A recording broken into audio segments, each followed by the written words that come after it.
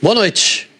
A dívida pública brasileira atingiu em 2017 impressionantes 3 trilhões e 600 bilhões de reais. Um recorde.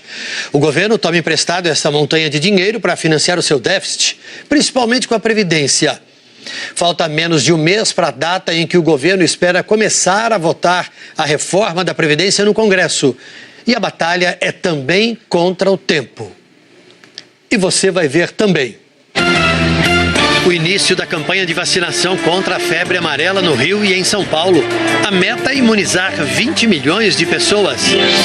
A expectativa para o discurso de Donald Trump em Davos. Um grupo de empresários africanos promete deixar a sala em protesto. Interativa, o Festival Internacional de Linguagem Eletrônica. Uma onda em Minas Gerais. Que onda, né? É gostoso demais. Os shows em homenagem ao aniversário de São Paulo. E as lembranças de quem já viveu na maior metrópole do país. O que eu sinto muita falta de São Paulo é ir na feira. Então vai na feira, ver aquela bagunça, aquele grupo. De qualquer jeito, ainda em fevereiro, numa batalha que não vai ser muito fácil. Vai ser dura. Boa noite, Tramontina. Boa noite a todos. Olha, Tramontina, o presidente da Câmara dos Deputados, Rodrigo Maia, disse agora há pouco em Goiânia que é preciso encerrar esse assunto da reforma da Previdência em fevereiro, de preferência até o dia 20. É o que ministros e líderes governistas têm falado por aqui também. O articulador político do Planalto, Carlos Marum, disse que é preciso votar sim a reforma de qualquer jeito em fevereiro e acrescentou que acredita que o governo vai ter vitória. Tem parlamentar dizendo que o Planalto dá como certos hoje 275 votos a favor da reforma da Previdência e cerca de 60 indecisos.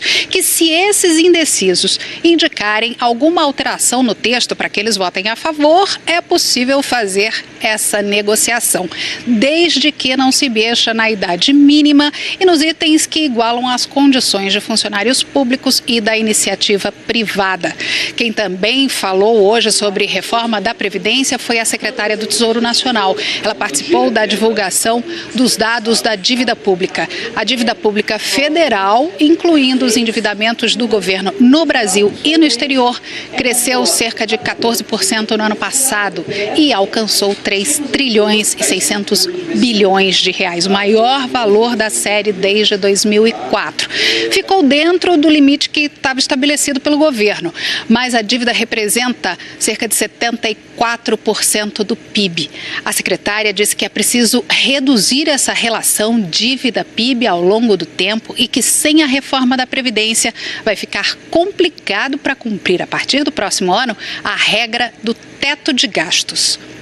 A reforma da Previdência é a primeira, a mais importante, a mais essencial reforma que o Brasil precisa empreender de forma inevitável para que a gente consiga atingir esses objetivos de ter um cenário econômico condizente com crescimento, geração de empregos, inflação baixa, ou seja, trazer benefícios concretos para a população.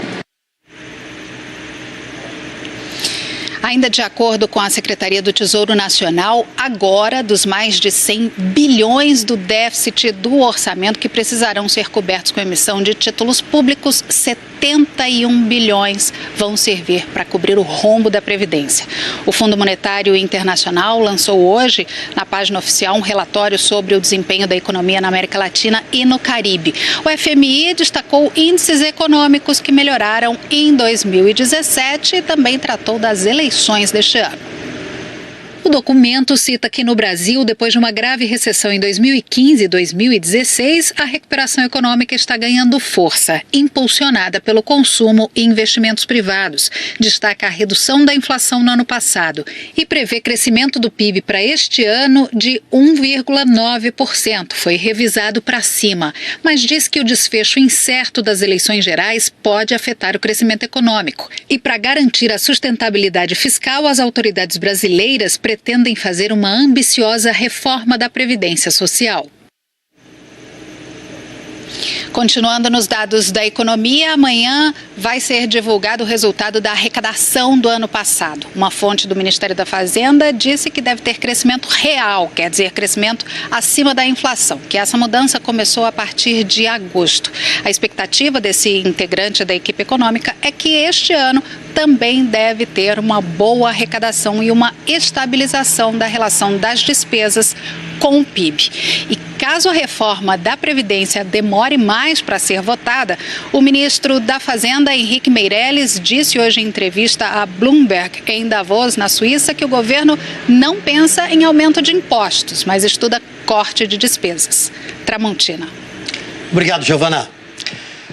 A dívida pública e o problema da Previdência, assuntos de Carlos Alberto Seidenberg. Boa noite, Seidenberg. E aí, Tramontina, boa noite a todos. Ainda bem que falou que não vai aumentar o imposto, né? Pelo menos isso, né? Vamos começar com a dívida pública. O que está influenciando o crescimento da dívida? Olha, nós temos aqui, digamos assim, fatores a favor e fatores contra, né? Um dos fatores que ajudou num certo controle da dívida, não que ela deixou de aumentar, mas que melhorou nesse ponto, é o chamado custo da dívida. Quanto o governo paga de juros para ir rolando a sua dívida, né? Quer dizer, vencer uma dívida, coloca outra e tal. Então, essa taxa de juros que o governo paga foi de 14% na média de 2015, de 13% em 2016 e caiu para 10,2% nesse ano passado, que é um dos valores mais baixos que já foram pagos. A boa notícia é que 2018 vai cair ainda mais, porque olha que esses indicadores que nós temos aqui, que balizam a dívida, né? Que é o segundo quadro que nós temos, que vai mostrar os principais, digamos, indicadores da dívida, né? Quando você compra, por exemplo, um título do Tesouro Direto, que é dívida do governo, crédito seu e dívida do governo, você compra títulos vinculados à Selic, que é a taxa básica de juros, ou vinculados ao IPCA. Esses são os dois grandes indexadores da dívida. E olha o que aconteceu com eles. Estava em 3,75, né, em 2016, caiu para 7, entrou em 2017 em 7 com tendência de queda. O IPCA entrou em 6,29, caiu. Então, esses dois indicadores mostram que o governo vai pagar juros menores, né? Por esses dois, nós, credores, vamos receber juros menores, o governo vai pagar juros menores. Agora, tem aquele o último dado ali, né? Que é o déficit das contas públicas, excluído os juros, quer dizer,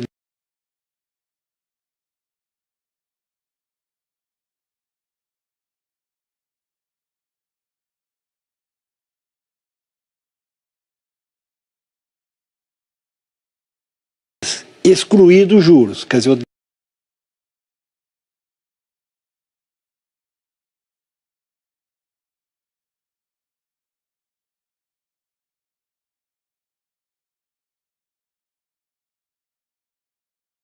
excluído os juros, quer dizer, boa notícia. Boa notícia, ajuda a derrubar a inflação, ajuda a derrubar o indexador. Obrigado, Seidenberg. Até mais, Tramontina. Até mais.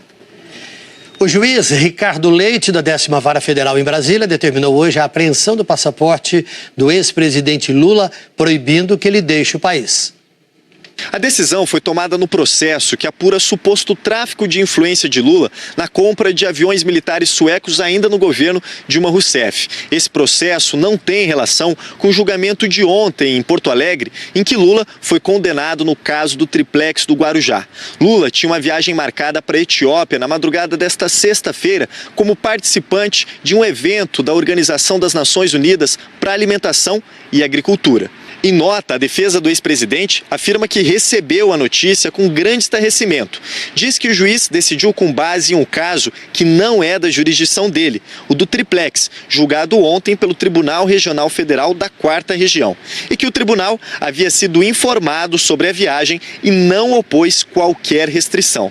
Tão logo foi informado da decisão, o ministro da Justiça orientou a Polícia Federal a procurar a defesa de Lula. Ficou acertado que os advogados do ex-presidente entregarão o passaporte amanhã de manhã. Apesar de o ex-presidente Lula ter sido condenado em segunda instância e, por isso, enquadrado na lei da ficha limpa, o PT o lançou hoje pré-candidato à presidência da República. A Comissão Executiva Nacional do partido se reuniu em São Paulo um dia depois de o Tribunal Regional Federal da 4ª Região confirmar a condenação de Lula unanimemente por corrupção passiva e lavagem de dinheiro no caso do triplex do Guarujá.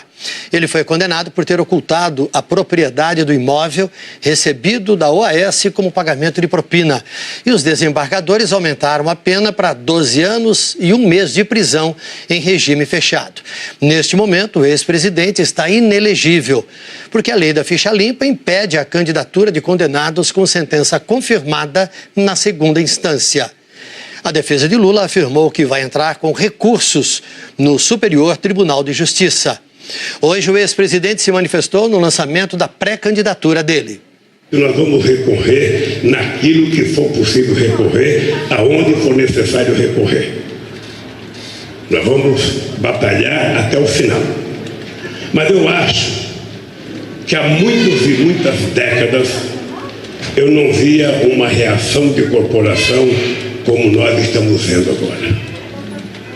É a corporação da Polícia Federal se prestando a fazer qualquer processo, fazem qualquer processo, não importa a quantidade de mentiras, quem aqui já prestou depoimento sabe as perguntas que eles fazem, muitas vezes sem nexo, muita coisa sem nenhum interesse no processo, mas eles perguntam e não interessa a sua resposta, interessa o que eles vão escrever depois.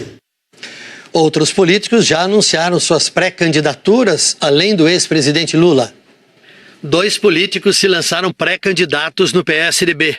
Arthur Vigílio, atual prefeito de Manaus, foi deputado e senador pelo Amazonas.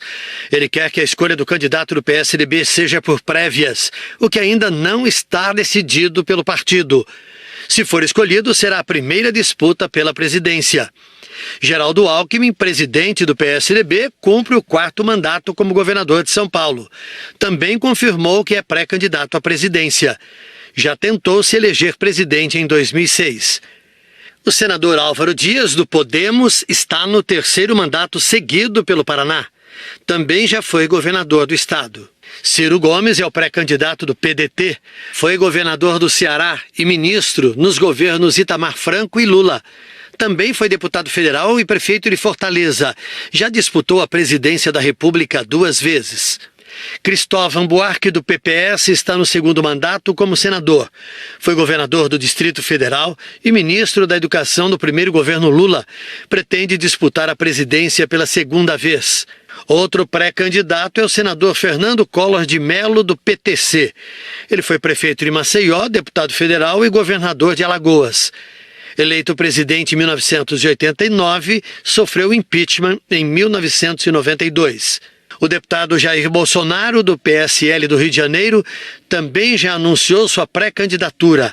É militar da reserva e deputado federal há 7 mandatos seguidos. A deputada estadual Manuela Dávila é a pré-candidata do PCdoB. Ela já foi deputada federal. Marina Silva, do Rede Sustentabilidade, já anunciou que pretende disputar pela 3ª vez a presidência da República. Ela foi senadora pelo Acre por 2 mandatos e ministra do Meio Ambiente do governo Lula. Também se lançaram pré-candidatos Valéria Monteiro, do PMN, José Maria Imael, do PSDC, João Amoedo, do Partido Novo e Levi Fidelis, do PRTB. Este ano, mais de 140 milhões de eleitores voltam às urnas para escolher o novo presidente do Brasil. E nós queremos ouvir o que os brasileiros de cada cidade do país esperam para o futuro. Grave o seu vídeo e mande para a gente. A repórter Kíria Moira foi até Joinville, em Santa Catarina, para mostrar o que você deve fazer para que seu vídeo seja o melhor e represente a sua cidade. Esse é o portal de Joinville e é aqui deste cenário, na maior cidade de Santa Catarina, que eu te pergunto: que Brasil você quer para o futuro? O Brasil inteiro vai dar o seu recado nos nossos telejornais. E você pode ser o porta-voz da sua cidade. Basta gravar um vídeo do seu celular. Escolha bem o cenário. Deve ser um dos lugares mais conhecidos da sua cidade e grave durante o dia. Eu aqui vou contar com a ajuda do Marcelo. por favor. Aí, agora oriente a pessoa que vai gravar o vídeo para você. Ela deve ficar mais ou menos 1 metro de distância. E isso, 2 passinhos para trás, perfeito. Pode fazer com o celular assim, ó, na mão mesmo. É só posicionar direitinho e manter o celular sempre na horizontal. Você tem 15 segundos para dar o seu recado. Comece seu vídeo dizendo o seu nome e a cidade de onde você está falando. E aí diz pra gente, que Brasil você quer para o futuro? Para participar e rever as dicas de como gravar o seu vídeo, basta entrar na nossa página na internet ou acessar o site g1.com.br/Brasil que eu quero. Tudo junto. Grave amanhã mesmo e mande pra gente. Ainda hoje você vai ver no Jornal da Globo 464 anos. E já no próximo bloco, Minas Gerais aumenta o número de cidades em situação de emergência. Tudo por causa da febre amarela. Aumentou o número de municípios em situação de emergência por causa da febre amarela. E nesta quinta-feira, os estados do Rio de Janeiro e São Paulo começaram a campanha para vacinar a população com a dose fracionada. Na capital paulista, apenas os moradores que receberam senhas vão poder se vacinar.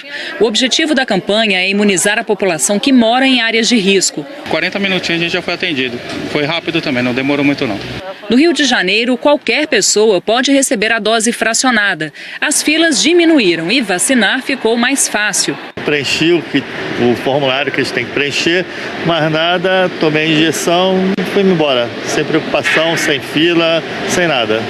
A meta é vacinar 20 milhões de pessoas, a maior parte com a dose fracionada, que foi disponibilizada para 54 cidades de São Paulo e 15 do Rio. É uma ação de prevenção, não há necessidade de correria. Essa vacina da febre amarela é para quem precisa mais, para aquelas pessoas que residem ou vão viajar para uma área de risco. Então, a questão da senha, a exigência de um certificado de residência, são questões importantes para que a gente possa otimizar, ou seja, vacinarmos realmente quem precisa. Em Minas Gerais, o governo ampliou o número de municípios em situação de emergência por causa da febre amarela. Já são 162 cidades em áreas onde há maior incidência de casos da doença. Desde dezembro do ano passado, 26 pessoas morreram com febre amarela no estado. Em muitos municípios mineiros, a vacinação já foi reforçada. Hoje consegui vacinar e estou muito satisfeito. Hoje o ministro da Saúde vistoriou uma fábrica na região metropolitana de São Paulo que vai dobrar a capacidade de produção da vacina contra a febre amarela no Brasil, mas só a partir de junho. Há doses fracionadas para todos os brasileiros. Nós faremos a vacinação nas áreas onde a população tem risco de pegar a febre amarela. Os microempreendedores individuais que deixaram de pagar impostos nos últimos 3 anos têm até esta sexta-feira para quitar os débitos. Quem não regularizar a situação será excluído do MEI. O motoboy Cid Cleide Andrade aderiu ao programa do microempreendedor individual, o MEI, em 2015. Começou bem, atendendo pedidos de entrega através de um aplicativo e depois foi relaxando no pagamento mensal, obrigatório para se manter como microempreendedor individual. Esquecimento, às vezes faltava dinheiro. Hoje eu devo 18 parcelas, dá um total de 1 ano e meio. Ele quer regularizar sua situação porque acha que vale mais a pena ser um MEI do que um trabalhador informal. Hoje, trabalhando no aplicativo, eu tenho autonomia de trabalhar a hora que eu quero. O dia que eu quero, eu determino quanto que eu vou ganhar, tem uma média. Então, para mim, hoje é vantagem. 7.600.000 pessoas estão cadastradas. Quase 60% estão inadimplentes.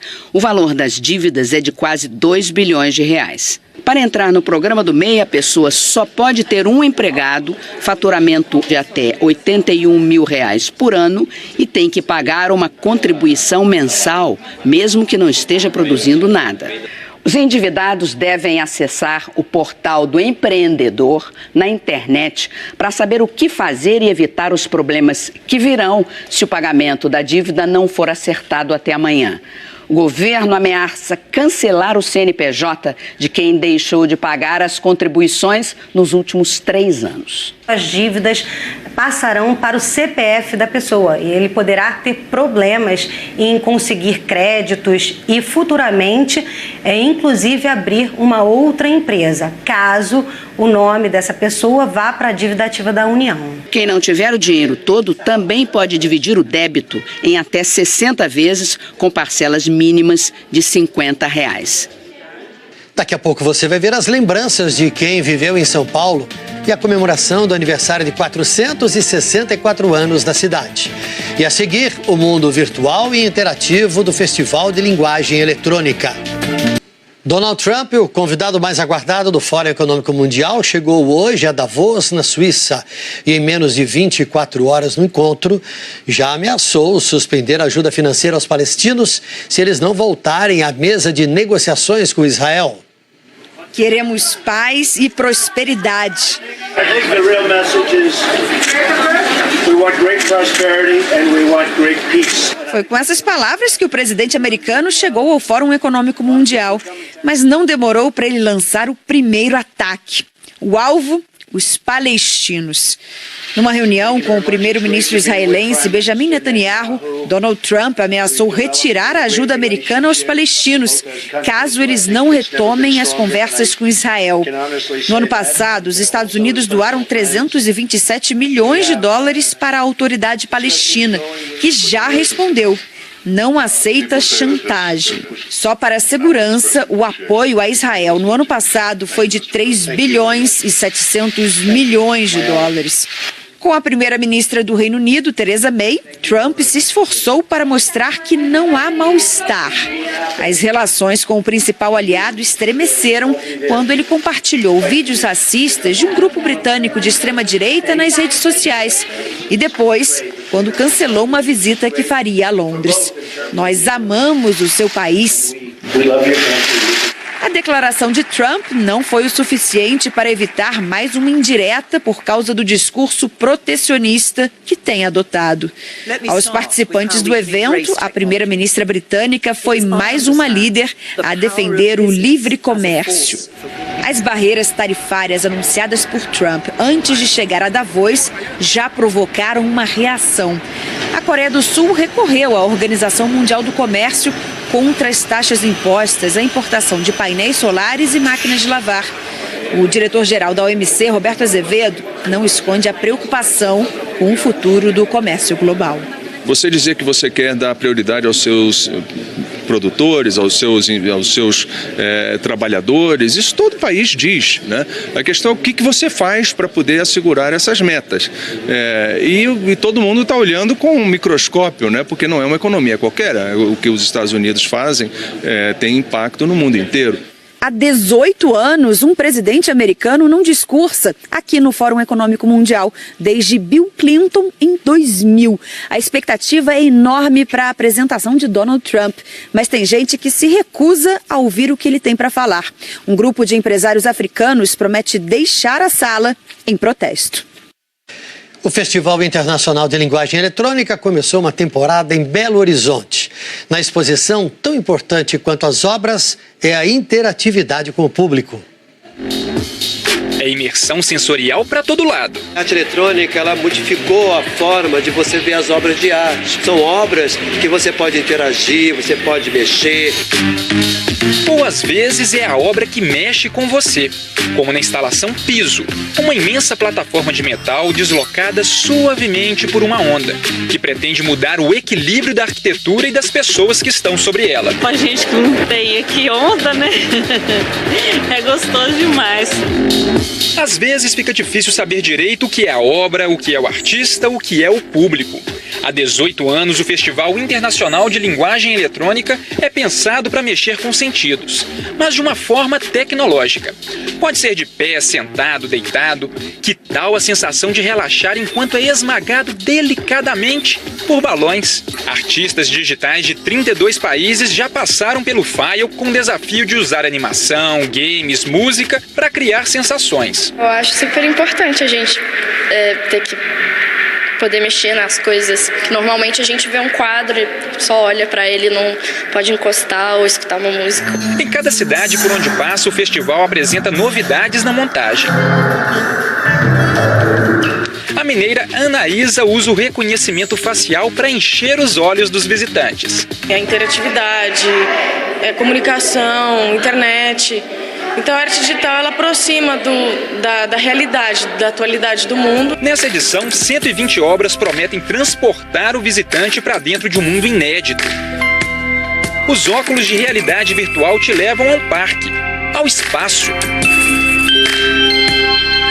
O File quer provocar. Sinceramente, eu acho assustador. Na obra Shrink, as pessoas são embaladas a vácuo no plástico. Uma foto... No próximo bloco você vai ver as lembranças de quem viveu em São Paulo. Nos finais de semana eu gostava muito de ir para o Centro Velho de São Paulo.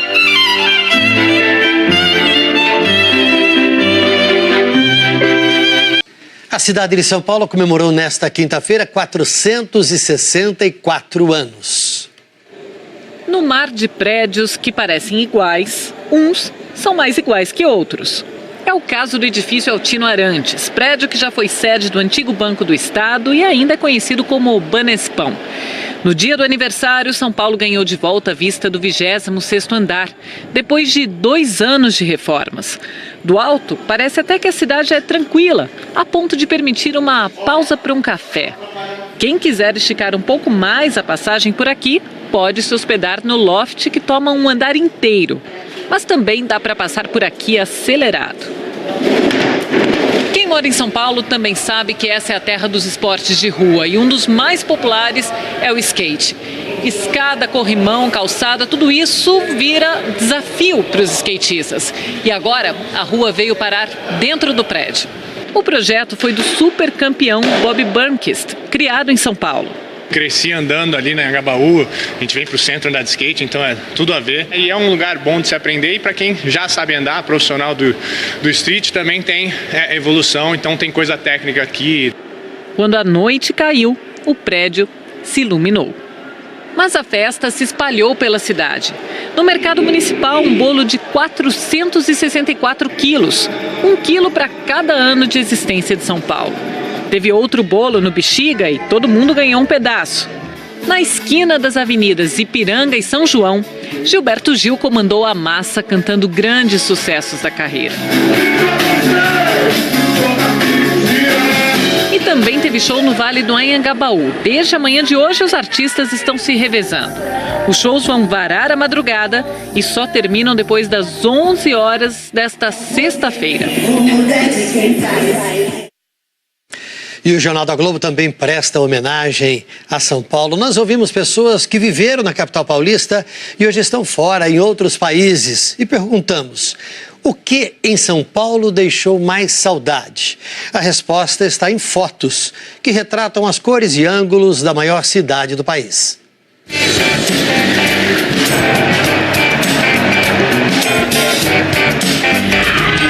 São Paulo é muita loucura.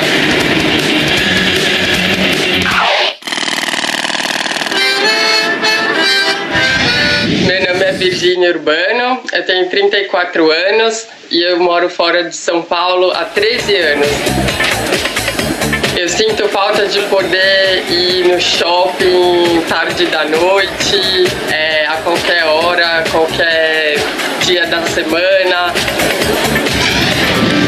São Paulo é aquela cidade que te traz um pouco de estresse, mas aquele estresse eu acho que gera sonhos nas pessoas.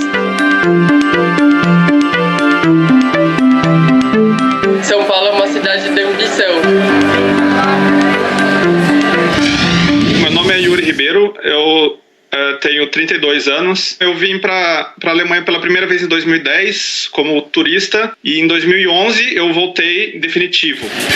Nos finais de semana eu gostava muito de ir para a Avenida Paulista, porque ali você tem muitas coisas para ver e para fazer. Em São Paulo você tem muitas pessoas juntas, de muitos países, então a gente tem contatos sociais mais intensos no Brasil e eu percebi em São Paulo isso era muito forte. Nos finais de semana eu gostava muito de ir para o Centro Velho de São Paulo.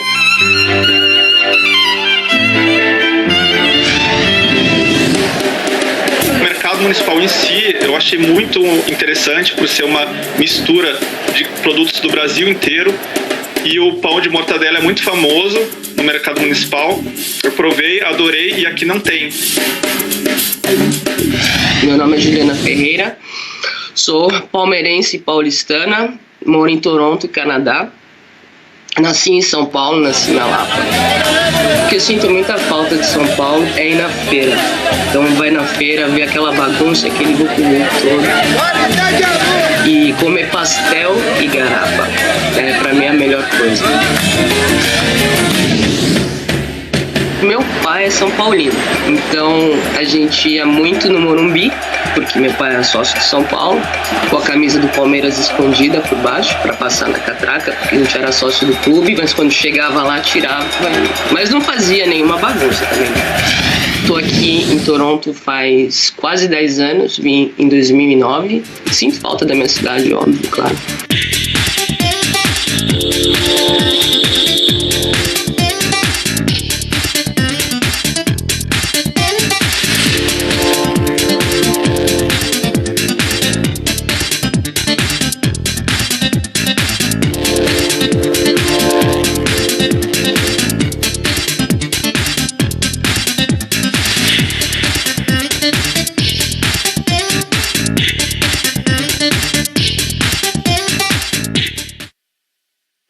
O Jornal da Globo fica por aqui. Para rever nossas reportagens, é só ir ao Globoplay. Outras notícias no Ara 1. Assista agora a série Supergirl. Boa noite e até amanhã. O grupo de empresários africanos promete deixar a sala em protesto. O Festival Internacional de Linguagem Eletrônica começou uma temporada em Belo Horizonte. Na exposição, tão importante quanto as obras é a interatividade com o público. É imersão sensorial para todo lado. A arte eletrônica, ela modificou a forma de você ver as obras de arte. São obras que você pode interagir, você pode mexer. Ou às vezes é a obra que mexe com você, como na instalação Piso, uma imensa plataforma de metal deslocada suavemente por uma onda, que pretende mudar o equilíbrio da arquitetura e das pessoas que estão sobre ela. A gente que não tem aqui onda, né? É gostoso demais. Às vezes fica difícil saber direito o que é a obra, o que é o artista, o que é o público. Há 18 anos, o Festival Internacional de Linguagem Eletrônica é pensado para mexer com sentidos, mas de uma forma tecnológica. Pode ser de pé, sentado, deitado. Que tal a sensação de relaxar enquanto é esmagado delicadamente por balões? Artistas digitais de 32 países já passaram pelo File com o desafio de usar animação, games, música para criar sensações. Eu acho super importante a gente ter que poder mexer nas coisas que normalmente a gente vê um quadro e só olha para ele, não pode encostar ou escutar uma música. Em cada cidade por onde passa, o festival apresenta novidades na montagem. A mineira Anaísa usa o reconhecimento facial para encher os olhos dos visitantes. É a interatividade, é comunicação, internet. Então a arte digital ela aproxima da realidade, da atualidade do mundo. Nessa edição, 120 obras prometem transportar o visitante para dentro de um mundo inédito. Os óculos de realidade virtual te levam ao parque, ao espaço. O File quer provocar. Sinceramente, eu acho assustador. Na obra Shrink, as pessoas são embaladas a vácuo no plástico. Uma foto... No próximo bloco você vai ver as lembranças de quem viveu em São Paulo. Nos finais de semana eu gostava muito de ir para o Centro Velho de São Paulo.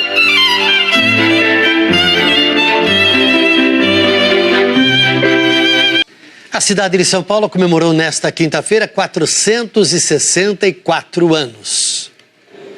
No mar de prédios que parecem iguais, uns são mais iguais que outros. É o caso do edifício Altino Arantes, prédio que já foi sede do antigo Banco do Estado e ainda é conhecido como Banespão. No dia do aniversário, São Paulo ganhou de volta a vista do 26º andar, depois de 2 anos de reformas. Do alto, parece até que a cidade é tranquila, a ponto de permitir uma pausa para um café. 4% do PIB. A secretária disse que é preciso reduzir essa relação dívida-PIB ao longo do tempo e que sem a reforma da Previdência vai ficar complicado para cumprir a partir do próximo ano a regra do teto de gastos. A reforma da Previdência é a primeira, a mais importante, a mais essencial reforma que o Brasil precisa empreender de forma inevitável para que a gente consiga atingir esses objetivos de ter um cenário econômico condizente com crescimento, geração de empregos, inflação baixa, ou seja, trazer benefícios concretos para a população.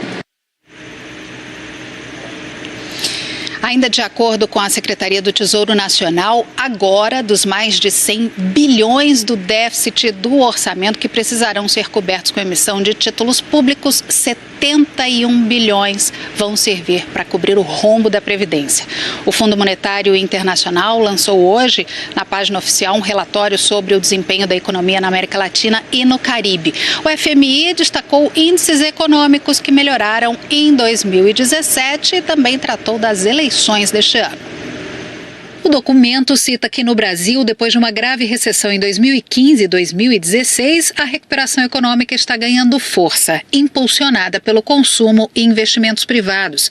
Destaca a redução da inflação no ano passado e prevê crescimento do PIB para este ano de 1,9%. Foi revisado para cima, mas diz que o desfecho incerto das eleições gerais pode afetar o crescimento econômico. E para garantir a sustentabilidade fiscal, as autoridades brasileiras pretendem fazer uma ambiciosa reforma da Previdência Social.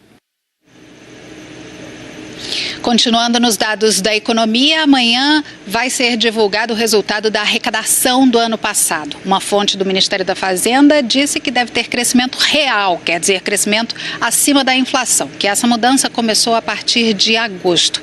A expectativa desse integrante da equipe econômica é que este ano também deve ter uma boa arrecadação e uma estabilização da relação das despesas com o PIB.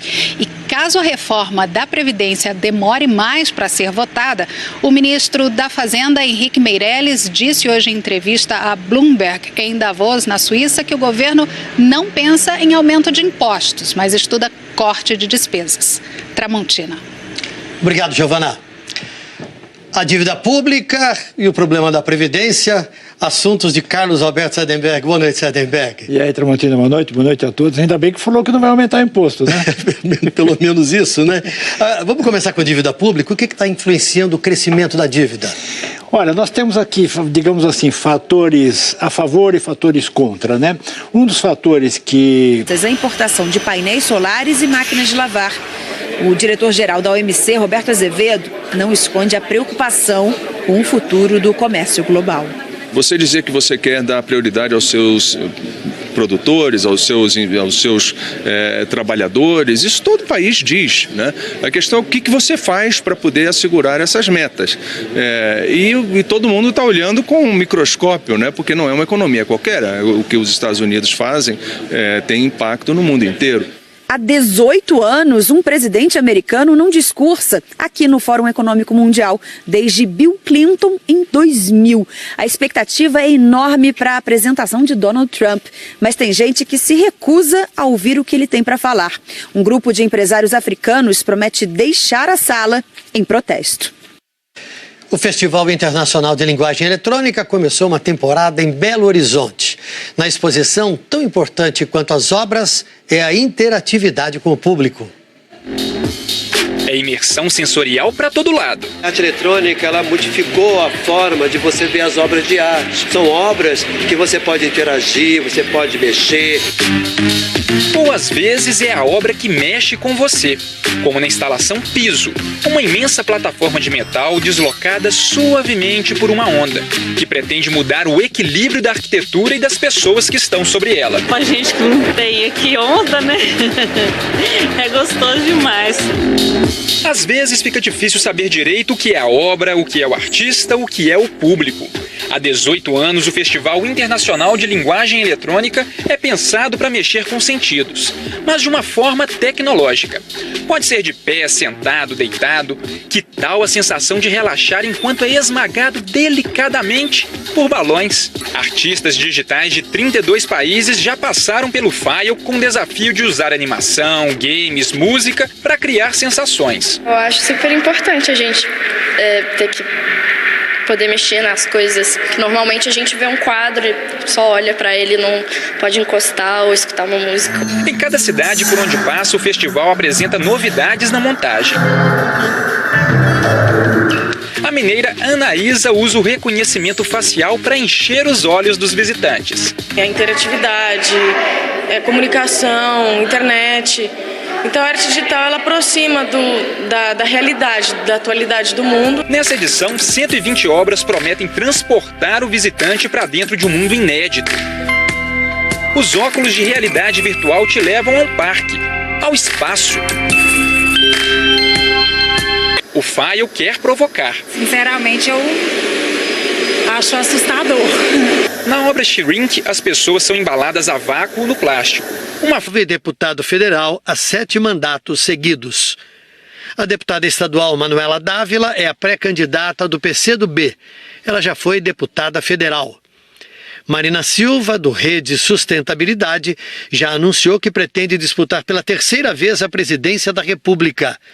Ela foi senadora pelo Acre por 2 mandatos e ministra do Meio Ambiente do governo Lula. Também se lançaram pré-candidatos Valéria Monteiro, do PMN, José Maria Imael, do PSDC, João Amoedo, do Partido Novo e Levi Fidelis, do PRTB.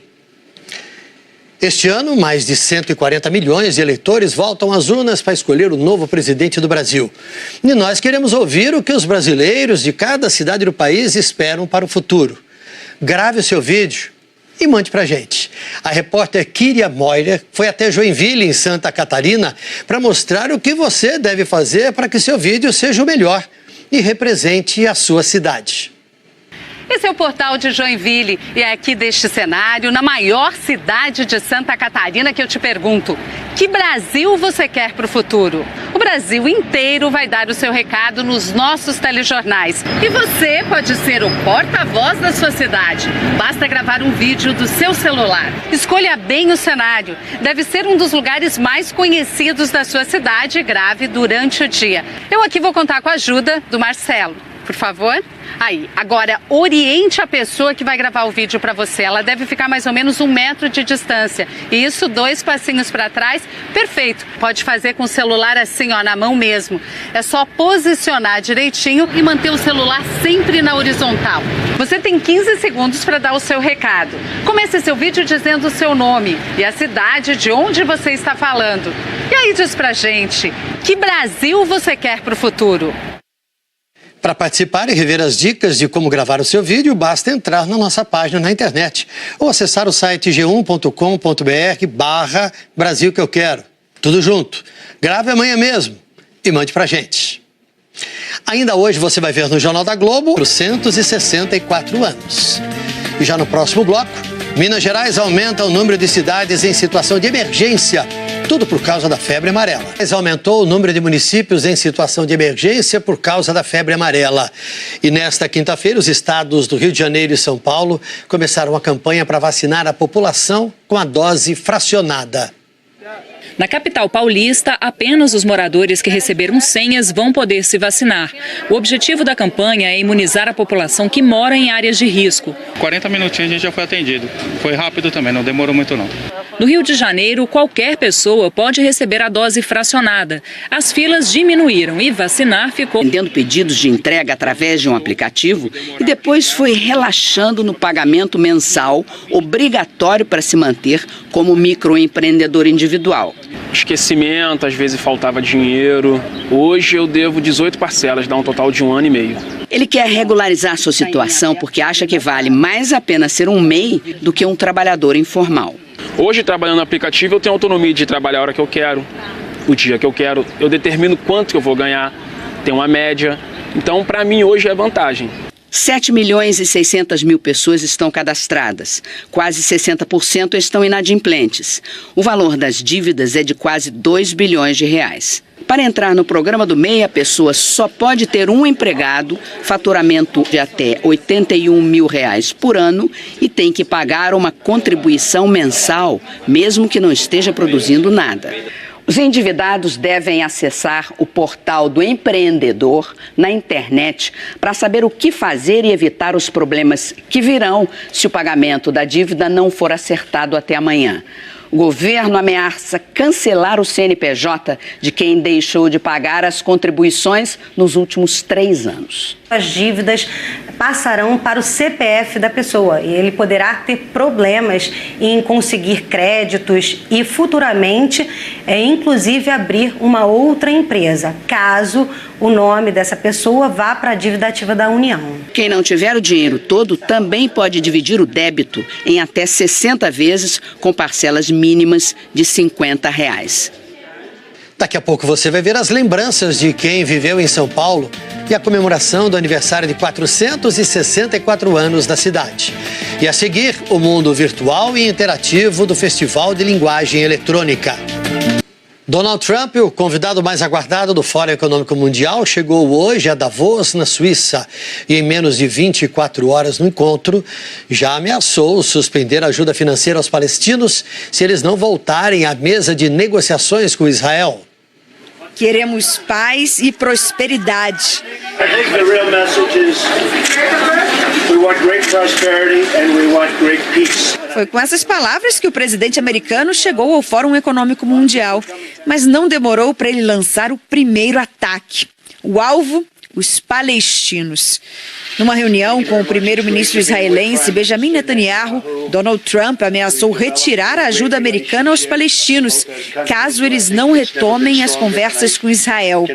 No ano passado, os Estados Unidos doaram 327 milhões de dólares para a autoridade palestina, que já respondeu. Não aceita chantagem. Só para a segurança, o apoio a Israel no ano passado foi de 3 bilhões e 700... Gente, a repórter Kíria Moira foi até Joinville, em Santa Catarina, para mostrar o que você deve fazer para que seu vídeo seja o melhor e represente a sua cidade. Esse é o portal de Joinville e é aqui deste cenário, na maior cidade de Santa Catarina, que eu te pergunto: que Brasil você quer para o futuro? O Brasil inteiro vai dar o seu recado nos nossos telejornais. E você pode ser o porta-voz da sua cidade. Basta gravar um vídeo do seu celular. Escolha bem o cenário. Deve ser um dos lugares mais conhecidos da sua cidade e grave durante o dia. Eu aqui vou contar com a ajuda do Marcelo. Por favor. Aí, agora oriente a pessoa que vai gravar o vídeo para você. Ela deve ficar mais ou menos 1 metro de distância. Isso, 2 passinhos para trás, perfeito. Pode fazer com o celular assim, ó, na mão mesmo. É só posicionar direitinho e manter o celular sempre na horizontal. Você tem 15 segundos para dar o seu recado. Comece seu vídeo dizendo o seu nome e a cidade de onde você está falando. E aí diz pra gente, que Brasil você quer para o futuro? Para participar e rever as dicas de como gravar o seu vídeo, basta entrar na nossa página na internet ou acessar o site g1.com.br/Brasil que eu quero. Tudo junto. Grave amanhã mesmo e mande pra gente. Ainda hoje você vai ver no Jornal da Globo 464 anos. E já no próximo bloco, Minas Gerais aumenta o número de cidades em situação de emergência. Tudo por causa da febre amarela. Aumentou o número de municípios em situação de emergência por causa da febre amarela. E nesta quinta-feira, os estados do Rio de Janeiro e São Paulo começaram a campanha para vacinar a população com a dose fracionada. Na capital paulista, apenas os moradores que receberam senhas vão poder se vacinar. O objetivo da campanha é imunizar a população que mora em áreas de risco. 40 minutinhos a gente já foi atendido. Foi rápido também, não demorou muito não. No Rio de Janeiro, qualquer pessoa pode receber a dose fracionada. As filas diminuíram e vacinar ficou mais fácil. Preenchi o formulário que eles têm que preencher, mas nada, tomei a injeção e fui embora. Sem preocupação, sem fila, sem nada.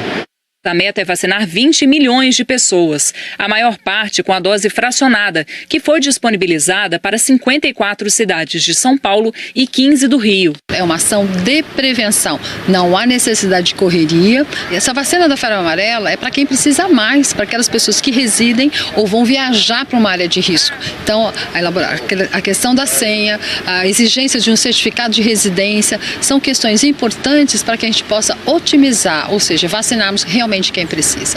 Em Minas Gerais, o governo ampliou o número de municípios em situação de emergência por causa da febre amarela. Já são 162 cidades em áreas onde há. No Rio de Janeiro, qualquer pessoa pode receber a dose fracionada. As filas diminuíram e vacinar ficou mais fácil. Preenchi o formulário que eles têm que preencher, mas nada, tomei a injeção e fui embora. Sem preocupação, sem fila, sem nada.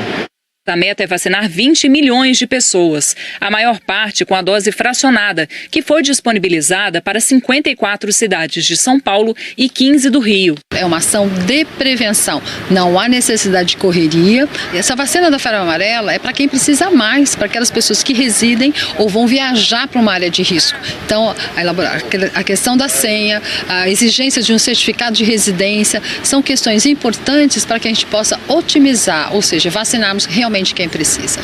Em Minas Gerais, o governo ampliou o número de municípios em situação de emergência por causa da febre amarela. Já são 162 cidades em áreas onde há maior incidência de casos da doença. Desde dezembro do ano passado, 26 pessoas morreram com febre amarela no estado.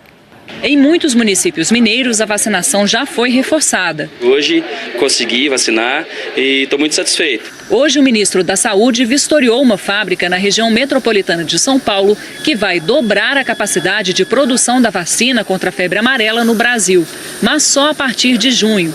Há doses fracionadas para todos os brasileiros. Nós faremos a vacinação nas áreas onde a população tem risco de pegar a febre amarela. Os microempreendedores individuais que deixaram de pagar impostos nos últimos 3 anos têm até esta sexta-feira para quitar os débitos. Quem não regularizar a situação será excluído do MEI. O motoboy Cid Clay de Andrade aderiu ao programa do microempreendedor individual, o MEI, em 2015. Começou bem, atendendo pedidos de entrega através de um aplicativo e depois foi relaxando no pagamento mensal, obrigatório para se manter como microempreendedor individual. Esquecimento, às vezes faltava dinheiro. Hoje eu devo 18 parcelas, dá um total de 1 ano e meio. Ele quer regularizar sua situação porque acha que vale mais a pena ser um MEI do que um trabalhador informal. Hoje, trabalhando no aplicativo, eu tenho autonomia de trabalhar a hora que eu quero. O dia que eu quero, eu determino quanto que eu vou ganhar, tem uma média. Então, para mim, hoje é vantagem. 7.600.000 pessoas estão cadastradas. Quase 60% estão inadimplentes. O valor das dívidas é de quase 2 bilhões de reais. Para entrar no programa do MEI, a pessoa só pode ter um empregado, faturamento de até R$ 81 mil por ano e tem que pagar uma contribuição mensal, mesmo que não esteja produzindo nada. Os endividados devem acessar o portal do empreendedor na internet para saber